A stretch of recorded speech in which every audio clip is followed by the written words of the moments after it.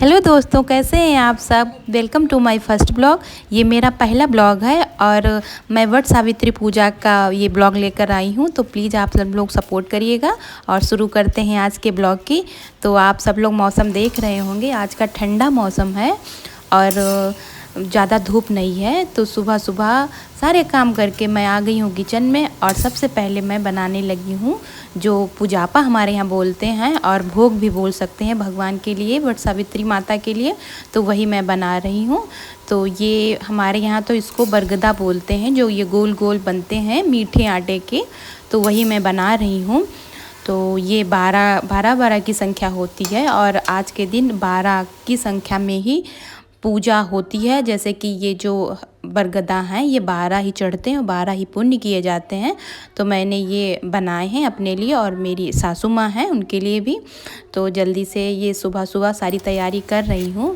फ़िलहाल तो आज का जो मुहूर्त है वो लेट है, लेकिन तब भी सुबह सारी तैयारी हो जाती है टाइम पे तो सही रहता है। तो मैंने पुए बनाए हैं, पूड़ी बनाई हैं और ये इस तरीके से सारा प्रसाद तैयार कर लिया है। तो देखिए ये पुए भी चढ़ाए जाते हैं, पूड़ियाँ भी हमारे यहाँ और बरगदा, और ये इस तरीके से मैंने थाली भी तैयार कर ली है। ये आयपन बोला जाता है, आटा रखा है हमारे यहाँ गौरी माँ बना के बरगद के नीचे पूजा की जाती है। और चने हैं, माला भी तैयार किए हैं गौरा माँ का, और अपने लिए भी पुण्य जो करते हैं हम लोग उसमें भी दान देते हैं माला को। तो ये भी 12 की संख्या में ही धागा घुमाकर बनाया जाता है माला। और उसके बाद ये खरबूजे हैं, बाकियों के यहाँ मैंने कईयों के यहाँ देखे हैं खरबूजे के साथ साथ और भी कई सारे फल होते हैं, लेकिन हमारे यहाँ सिर्फ़ और सिर्फ खरबूजा ही पुण्य किया जाता है और उसी की पूजा भी होती है। तो ये जो पूरी थाली है वो मैंने तैयार कर ली है। तो ये रील है और ये धागे इस तरीके से बनाए हैं। तो ये मैंने तैयारी कर ली है इस तरीके से। फिर मैं तैयार भी हो गई थी, मेहंदी तो एक दिन पहले ही लगा ली थी। और जैसे कि 16 श्रृंगार पूरी तरीके से करते हैं। तो मंगलसूत्र जो बहुत ज़रूरी है वो, मांग में सिंदूर, जो चीज़ें ज़रूरी होती हैं वो सारी मैंने कर ली है। उसके बाद ही 12 देखिए 12:05 हो गए हैं। तो जल्दी से सारी तैयारी करके हम निकल पड़ते हैं पूजा के लिए।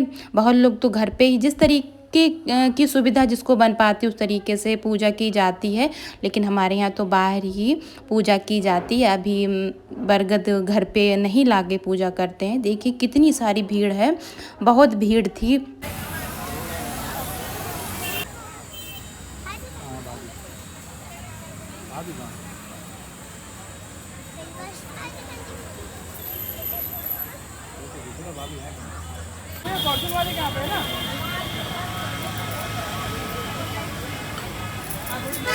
देखिए भीड़ तो है, लेकिन इस व्रत की महिमा ही बहुत है और ज़्यादातर सभी लोग लाल जोड़े में ही दिख रहे थे। सबने बहुत अच्छे से तैयार हुई थी और महिलाएं और लाल जोड़े में थी, सभी लाल साड़ी पहने थी। और श्रृंगार का पूरा जो भी 16 श्रृंगार होता, पैरों में महावर, मांग में सिंदूर और शादी का जोड़ा, कुछ लोग तो अपना शादी का जोड़ा पहने हुए थे और चूनर भी जो बहुत ज़रूरी होती है। तो ज़्यादातर महिलाएं ओढ़े हुए थी और मैं भी चूनर ओढ़े हुए थी, जो कि पूजा पाठ में तो बहुत ज़रूरी होती ही है। इसके बाद ये 11 की संख्या में चने और ये भिटुआ लेकर जो मैंने अभी आपको दिखाया वो पानी के साथ निकलते हैं पूजा करने के बाद में। तो मैं कैमरा वहाँ तक नहीं ले जा पाई जहाँ पर पूजा की थी, क्योंकि भीड़ बहुत ज़्यादा थी और औरों को असुविधा होती अगर मैं कैमरा ले जाकर वहाँ पे शूट करती वीडियो। तो क्योंकि जल्दी सबको थी और पूजा मेन तो यही उद्देश्य था कि सबकी पूजा अच्छे से हो जाए। तो सबने पूजा की।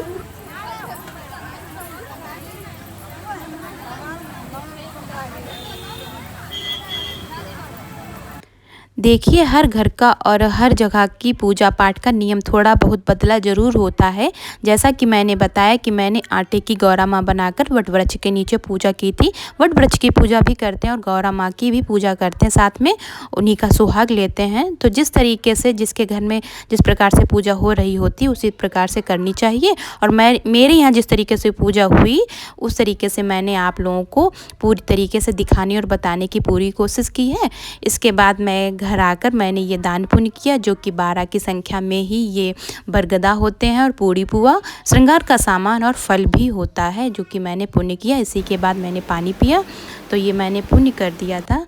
और इसी के साथ माता गौरा से और सावित्री माता से यही कामना है कि सभी का सुहाग अखंड रहे, सभी सौभाग्यवती रहें, और यही मनोकामना माता जी से है। तो आज का ब्लॉग कैसा लगा प्लीज़ कमेंट करके बताइएगा। आप सबके सपोर्ट की बहुत ज़्यादा ज़रूरत है और ये मेरा पहला ब्लॉग है, तो बहुत ज़्यादा प्यार दीजिएगा।